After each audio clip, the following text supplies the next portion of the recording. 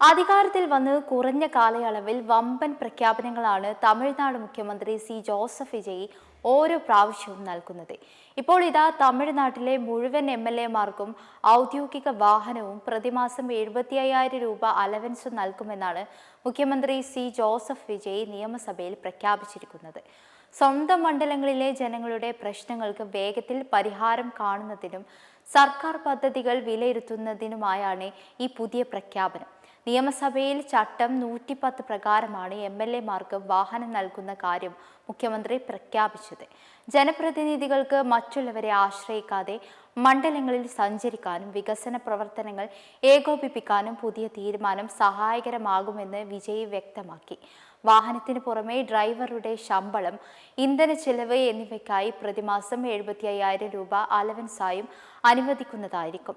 അതേസമയം കാട്ടുമന്നാർ കോവിൽ മണ്ഡലത്തിലെ MLA ആയ ജ്യോതിമണി നേരത്തെ സഭയിൽ ഉന്നയിച്ച ആവശ്യമാണ് ഇപ്പോൾ സർക്കാർ അംഗീകരിച്ചിരിക്കുന്നത്. സാമ്പത്തികമായി പിന്നോക്കം നിൽക്കുന്ന സാധാരണക്കാരായ പലരും ഇത്തവണ MLA-മാരായി തിരഞ്ഞെടുക്കപ്പെട്ടിട്ടുണ്ട്. സ്വന്തമായി വാഹനമില്ലാത്തതിനാൽ ഇവർക്ക് മണ്ഡലത്തിലെ പ്രവർത്തനങ്ങൾ കാര്യക്ഷമമായി നടത്താൻ ബുദ്ധിമുട്ട് നേരിടുന്നതായിരുന്നു ജ്യോതിമണി ചൂണ്ടിക്കാട്ടിയത്.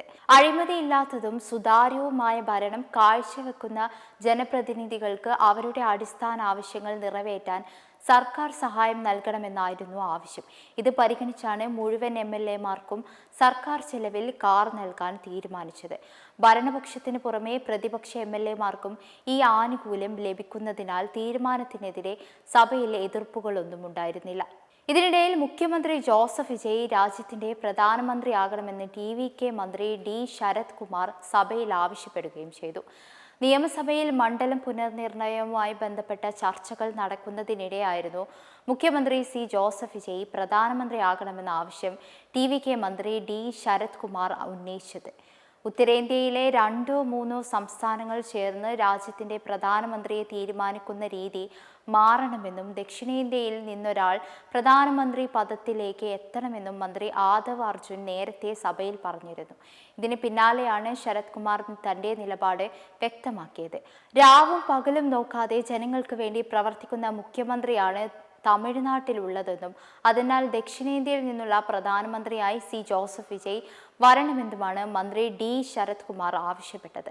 അതേസമയം ഒരു പ്രാദേശിക പാർട്ടിക്ക് ഒറ്റയ്ക്ക് പ്രധാനമന്ത്രി പദത്തിൽ എത്തുക എളുപ്പമല്ലെന്നും ദേശീയ തലത്തിൽ സഖ്യമുണ്ടാക്കി തിരഞ്ഞെടുപ്പിനെ നേരിട്ടാൽ മാത്രമേ ഇത്തരം ആവശ്യങ്ങൾ പ്രായോഗികമാകൂ എന്നാണ് രാഷ്ട്രീയ നിരീക്ഷകർ ചൂണ്ടിക്കാണിച്ചത്. BLM കേരള, തമിഴ്നാട്, പോണ്ടിച്ചേരി.